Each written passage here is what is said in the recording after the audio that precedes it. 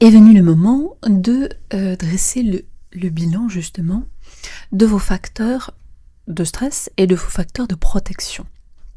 Donc, ainsi, vous allez pouvoir compléter cette balance, ce schéma, en indiquant du côté des facteurs de stress, du côté des facteurs de protection, ceux qui vous correspondent, par exemple, du point de vue sociodémographique. Nous avions parlé de l'âge des enfants.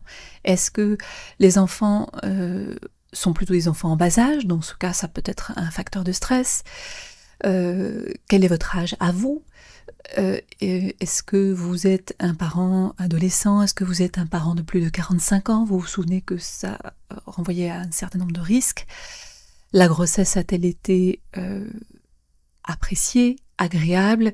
Est-ce qu'il y a eu des complications? Est-ce que vous avez eu une peur au moment de la grossesse, un deuil, un épisode de vie douloureux?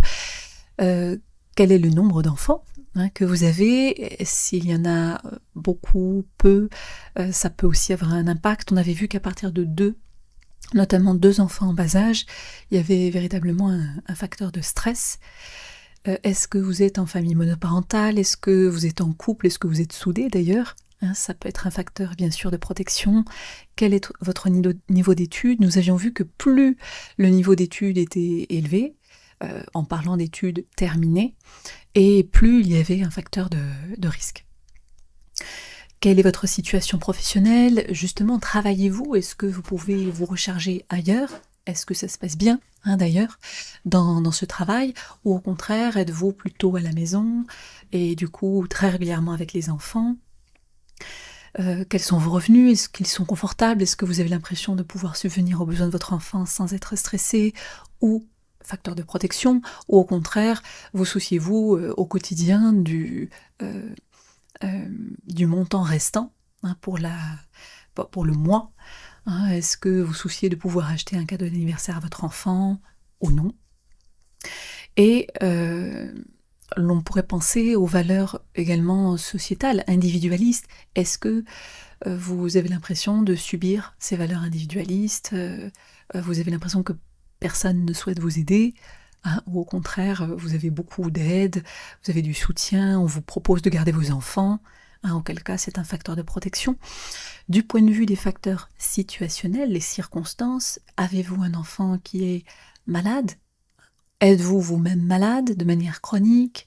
Est-ce une maladie dite grave? Est-ce que votre conjoint est atteint ou non? Alors évidemment, ce sont des choses pas très gaies, mais on peut l'ajouter évidemment à la balance des risques, des facteurs de stress. Est-ce qu'il y a eu un décès, une inondation, un incendie? Avez-vous été licencié? Ou au contraire, justement, nous avions vu, avez-vous obtenu un nouveau travail? Auquel cas, c'est peut-être un facteur de protection qui vous plaît. Avez-vous des enfants plutôt adorables? Parce que très souvent, les parents en burn-out parental disent que leurs enfants ne sont pas si terribles que ça. Il peut arriver qu'il y ait des enfants extrêmement perturbateurs. Et encore, je le mets entre guillemets parce que c'est un jugement, c'est subjectif, mais on a aussi énormément de témoignages qui nous indiquent que les enfants sont plutôt extraordinaires. Tout le monde nous fait des compliments sur les enfants, mais avec nous, ça se passe pas bien.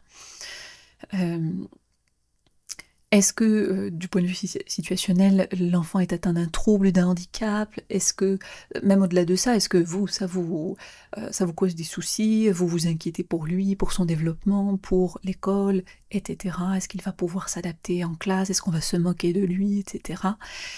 Quel est le tempérament de l'enfant? Est-ce qu'il est anxieux? Est-ce qu'il est comme vous? Est-ce qu'il est très différent de vous? C'est difficile de le comprendre, du coup, ou même d'accepter ses réactions en lien avec ce tempérament.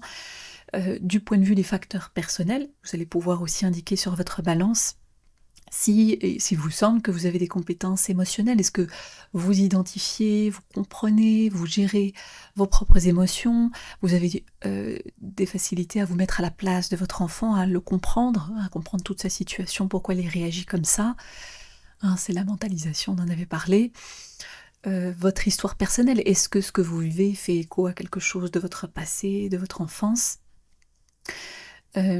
Et bien sûr, êtes-vous perfectionniste dans le domaine parental? Si vous êtes là, Probablement que oui, mais est-ce que c'est un perfectionnisme pardon, qui vous use?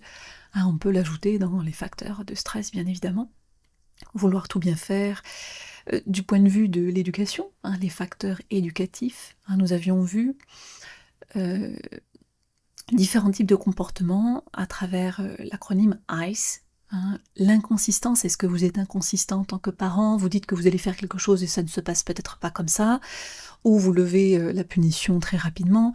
Est-ce qu'il y a une forme de coercition? Est-ce que vous êtes très punitif? Est-ce que vous êtes sévère de manière disproportionnée peut-être hein, par rapport à la punition envisageable ou à l'infraction commise par l'enfant?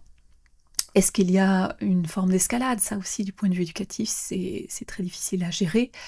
Hein, l'enfant qui semble narguer le parent, qui ne fait que renchérir constamment, et le parent qui, lui, ne veut pas céder, il en a marre hein, de céder justement régulièrement, et là, il aimerait pour une fois avoir le dessus.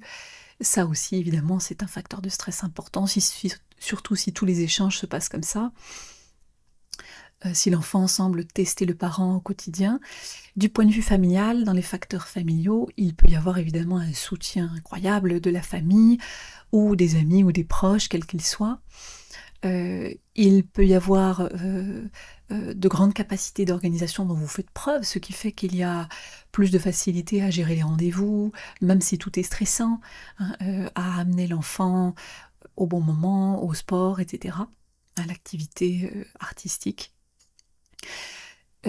Ou non, hein, ou au contraire, c'est chaotique et c'est extrêmement stressant pour vous de voir votre intérieur, vos tâches qui s'accumulent, le linge hein, qui s'accumule dans le panier, et vous vous dites « je n'ai toujours pas fini, j'ai 5 machines de retard, etc. » Hein, ça aussi, ça peut compter comme facteur de stress, évidemment.